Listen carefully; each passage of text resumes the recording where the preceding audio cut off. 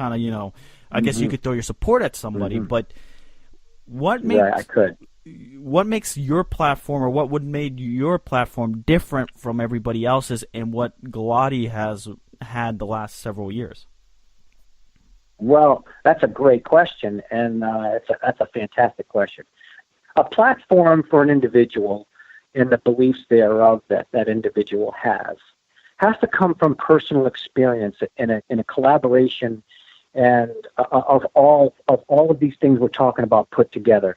My platform stems from personal experiences from a youth player all the way up through, plus a business owner in the sport. What set it apart from the others is, and I'll say it very clearly, some of the greatest players in the world don't make the best coaches, and they don't make the best business people. I think I'm the only candidate out of everyone that ran or is running that has a mixture of every sector.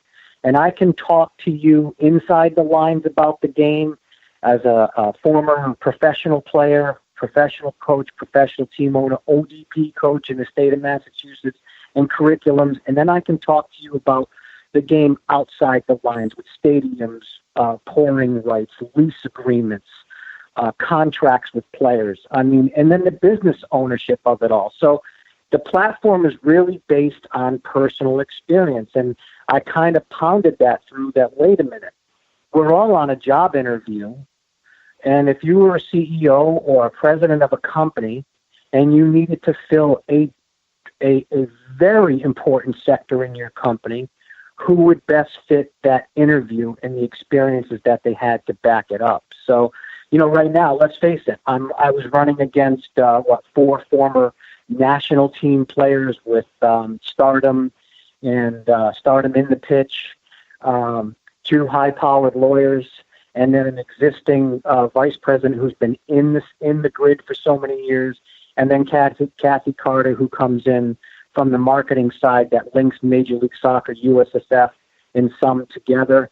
So, I was told at Florida hours before the forum that, Lapointe, you've got no chance of winning this thing. Well, wait a minute. I think I got the best resume. So if you want to base it on a resume, I should win. If you want to base it on popularity, then I definitely will lose. Yeah, and that's what me and Steven have actually talked about. It seems at times that we're witnessing a little bit of a popularity race than anything of legit substance. And so let's ask this question from me: is if you look at the candidates now, and I'll ask this question today: what have you done for soccer lately from a development stage? In the UPSL, I took a conference that wasn't even a blip on the map in the Northeast, and I have 12 teams slated to play in the spring, from staff to coaches to teams to championships to Open Cup support, Amateur Cup support. I'm still working in the game to develop it, not just to run for a fancy title. So, great stuff. Great question.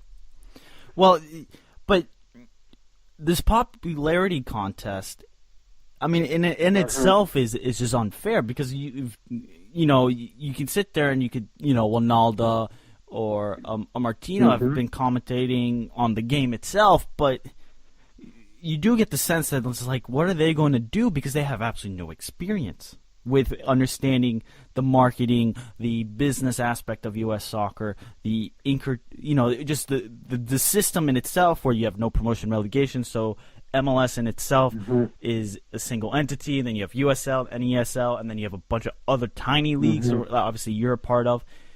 How do you expect those people to actually influence the game? Do you think they actually have a legit chance of impacting the sport that us, the people, adore and want to see, the Stars and Stripes go on, or the Yanks go on to the semifinals and lift the World Cup on the men's perspective, and the women's perspective continue what they have started and being so good? That's another great question. I'm the one that could fairly be taken as maybe a little bit more aggressive and ask, I'm the one that has been asking the tough questions while answering the tough questions. The president of the USSF has to ask tough questions and needs to prove to the American soccer community that the best interest of soccer is there on their behalf. And I'm the type of guy that sits back and says, wait a minute. And I'll say it again. I look at the media sector. Is the media sector in soccer affecting the sport at certain levels because of people who may be involved as commentators and this like that? Is it just a face behind the federation we're looking for, or to glorify it in an ad campaign, or rah, rah, rah, shish kumbah? Or do we have a president that's going to dissect everything that we all are raging about as a soccer community and ask the tough questions? I made that one tweet about a month ago or maybe 3 weeks ago. Is there a media sector that tarnishes soccer in this country? And it blew up into a frenzy of journalism, writers. Oh my God, how could you ask this question? If you listen to the question, it was real. Now you start, and that one little question started to bring out other questions, and that's what a president of the federation needs to do. It needs to dissect each system. Do the other candidates have that capability based on their experiences in the sport for 47 years? Who knows? But like I said, I mean, there's questions of why even some of these candidates come in, 3 days before the nominations process is supposed to be dead, and why are they here today? Where were they 7 months ago? And that's true. And Paul, you do mention the media sector, and you did have that tweet to Alexi Lawless that picked up a lot of steam. Asking him for that to take a non-paid position to clean up the media sector that tarnishes the sport. Yes. Do you expect that sort of backlash on it? And what were you trying to say with that tweet that you sent out? Well, it was pure because I speak from my heart. It was, he asked the question like, what program would you institute, in this? So it was, hey, if we're all doing some great work in soccer from my heart, sometimes maybe you could volunteer your services to help the federation improve. And it was pure. Is there sectors that tarnish soccer in the media in this country? And it was just a pure question. I did not expect the backlash, but I did tap into a central nerve system that I was not even in my mind thinking about at the time. It was a simple question. And then, hey, my job is to rally some people that can that have a large voice, and Lexi Lawless is one of them. His podcast and his views and what he does every week. Hey, why don't you volunteer your services and help us figure some things out in the media side of things? But that was my intention. But I did hit a central nervous system, and I think a lot of people came back in and defended the question because it was real, and there is media in this in our sport that are there for maybe the wrong reasons or the wrong intentions and motives, and nobody's going to argue that. So when you say sorry, Steve. So when you say the media sector is tarnishing the sport, are you saying that they're not providing a fair coverage or whatnot? Or I think without getting really, really into it, like I kind of did before. I mean, let's look at the definition of tarnishing. It means the dulling of something. I mean, the journalism is amazing. Their stories have been amazing. Everything's been amazing. But because we are, including myself and all of us, are in such paranoia of the true motivations of anything with USSF on down at this point, and the systems that they're linked to, and the people who are linked to those systems, opens up the very questions of every sector, and that's my point. Because Major League Soccer and some have the agreement, and the agreement is to support USSF, and there's announcers in the system that are hired by USSF, Major League Soccer, and some to report on the game Are they being told to report a certain way? Does that go under the targeting factor? I don't know. It's just an open question.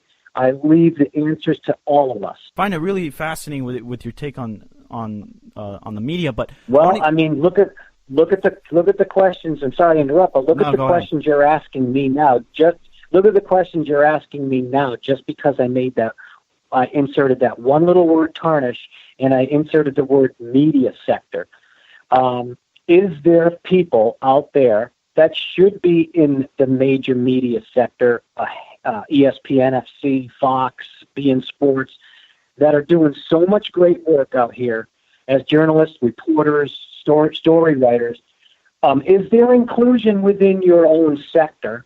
And since we want to talk about inclusion as a topic of the United States Soccer Federation, I feel that the media sector should not be ignored. And these questions should be asked on the same realms of pay to play, pro rel, as they should in the media.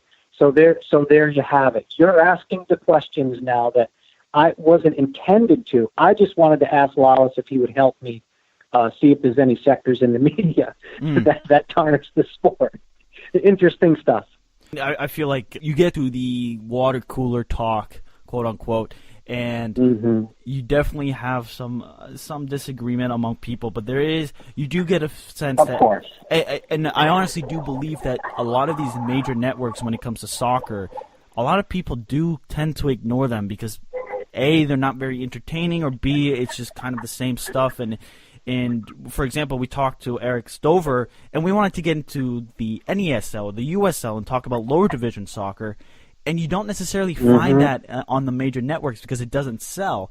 But a part of your platform was this promotion relegation that would start to include more of this, single huge system that would allow players to grow, allow financial and economic growth among the league. What would your promotion relegation system look like?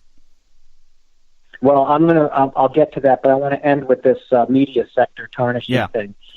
After I made that statement and all the buzzwords and all the conflict came out, there was one that I paid attention to, that there was an announcer working for that USL that said he was told not to mention the NASL during his broadcast and during his position.